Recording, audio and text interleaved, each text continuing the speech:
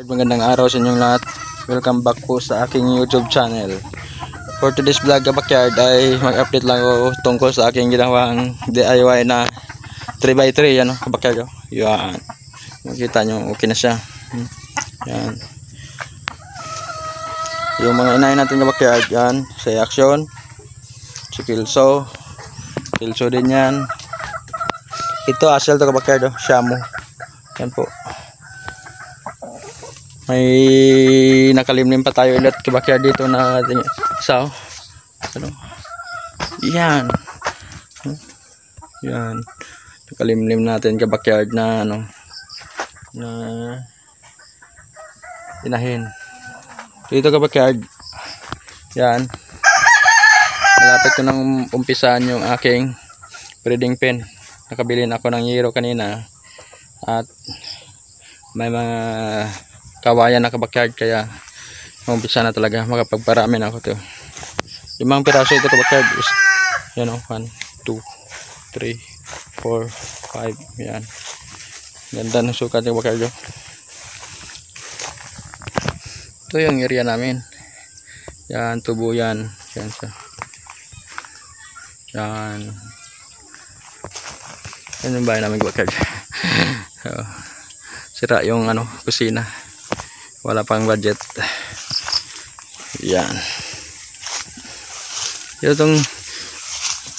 Yung nakatali ko pala dito na Milsim's Black Backyard. Namatay yun. Nagpang-abot sila ng isa kong stags yan. No? Naglaban kasi kaya namatay. Malungkot nga ka-backyard. Matayan tayo ng isang stags Bulldcock Palmaris. Ano. Uy, may itlog pala dito ka-backyard oh. Yan ka-backyard oh. Yun. Hinahin ako dito may itlog oh. Ayun ko lang na ito kita ah. Yan ka-backyard siya. Yan. Mamaya ano ko ito ka-backyard. Tabunan ko ito para mapisa talaga. Yan. Tingnan natin. Ang daming itlog oh. Yan yung ka-backyard oh. Anak to ni Milsim's Black eh. Yan. Kaya nahanap kanina hindi ko makita-kita yan. Ngayon lang may ano pala dito siya. Munti ko nang sunugin ito kabakya yung ano kasi para malinis yan. Pero yan pala may itlog. Yan. Wow. Tingnan natin. Kilawin natin kabakya. Uy! Nanunuka. Ilan pilaso kaya yan. Nanunuka kabakya. Dami siguro itlog to. Yan. Tingnan. Tapang. Dami itlog kabakya. Yan po. Healthy yung mga manok natin eh. Yan.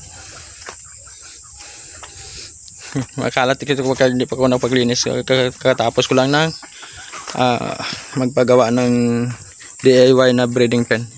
Na ano, na kulungan. Yan. Yan. Yan. Na-short tayo sa ano, pagkain kasi yung hindi pa dumating yung binili natin kabakkyard. Yan. Yan po yung kawayan natin kabakkyard.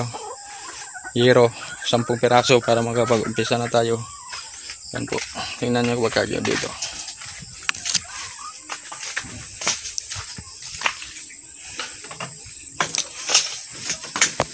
Yan. May mga sinampay kami kabakkyard no? Balik tayo kabakkyard dun sa DIY natin. Yan. So, mamaya maglalagay ako dito ng patubigan kabakkyard sa ano para yung mga ligaw na naka-range natin makainom sila. Ito pala kabakkyard hindi ko pa ito pa pinapainom si na medyo na puruan sa kabakkyard ano. Binigyan ko ito ng ano vitamin B50 anti-stress. Yan medyo ano siya.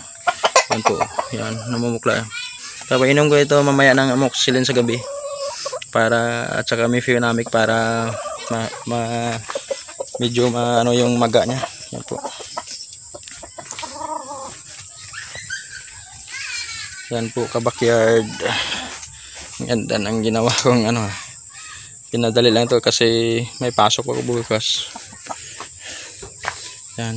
Yan lang pong update sa aking mga manok dito sa bahay ka-backyard. Salamat po sa inyong panonood.